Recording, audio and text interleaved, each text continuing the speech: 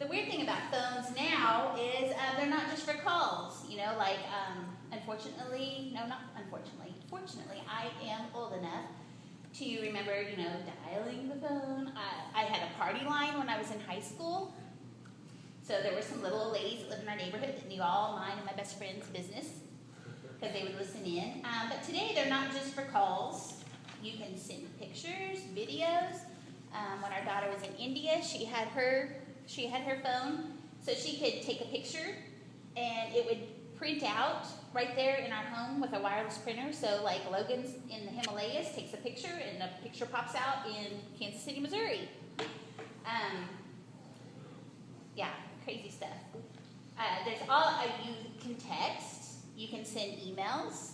You know, there's a vast array of mediums of communication on just the phone. It's no longer just, hey, what's going on? I looked up the definition for communication, and it says an act or instance of transmitting.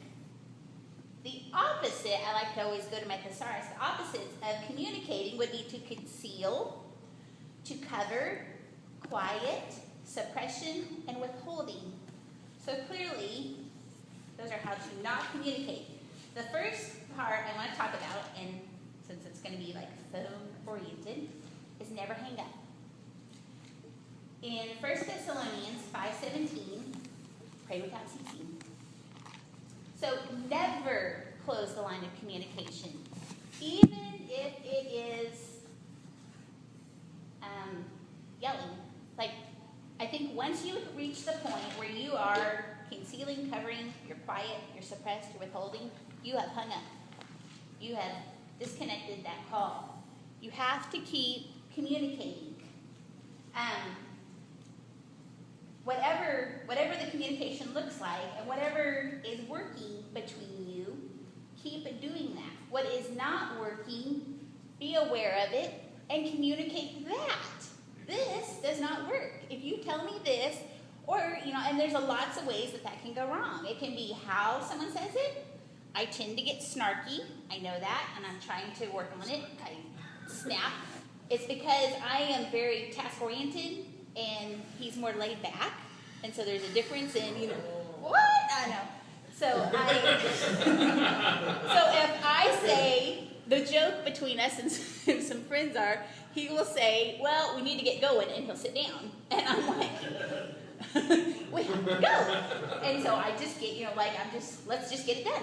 We gotta go. You know, and so I get snarky. And so whatever the mediums of the communication in your relationship are, be aware. Take inventory. What does work?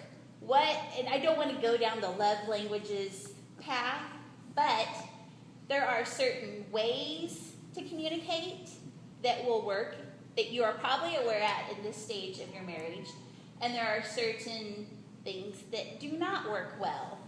And if you're having the same breakdown over and over and over and over, take inventory. What are you wiggling your leg about? You got something? No, you have something to say. He's coming after me. Okay, and then the next part I'm going to talk about in your communication is bearing your heart, being open, you know, like not withholding, and that includes not withholding forgiveness. 1 John 1:9, if we confess our sins, he is faithful and righteous to forgive us our sins and to cleanse us from all unrighteousness. Which means it's important, too, to confess to your spouse when you have sinned, when you have messed up, when, you know, whatever it is. That is important. Even if they don't know or aren't aware, you need to tell them what has gone on. You know, you do business with the Lord, but it needs to go to your spouse, too, because you are one, and that needs to be communicated. I wrote, bear your heart to your spouse. Confess your faults. It won't always be something big and horrible, but it might be a fault, you know. It might just be that I apologize for being snarky, and I'm going to work on that, and I appreciate your patience while I do that. Ask for prayer. Ask for support.